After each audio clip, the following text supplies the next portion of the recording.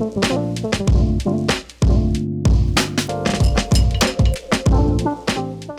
Manna Church, welcome back again to Morning Manna. Jeff Christensen, and this week is all about saying what God says.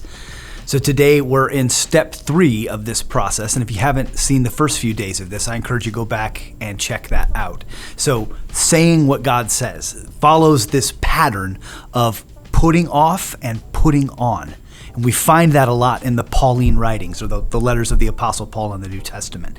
It's this process of putting off or getting rid of sinful ways of living, and then putting on or taking on, onboarding biblically faithful ways of life. So our step today, step 3, is the beginning of the putting on process. And that step is surrender. Now, I want to define surrender in a very specific way for our context.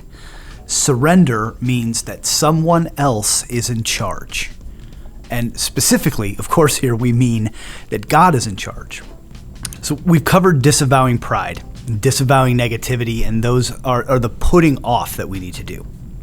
But then we have to onboard or accept and receive God's kingship in our lives. So Romans 13:14 says for us here, if we turn and look at that, but put on the Lord Jesus Christ and make no provision of the flesh or for the flesh to gratify its desires.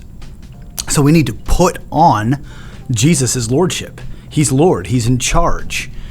We seek submission to him and to let him lead us and change us and make us new.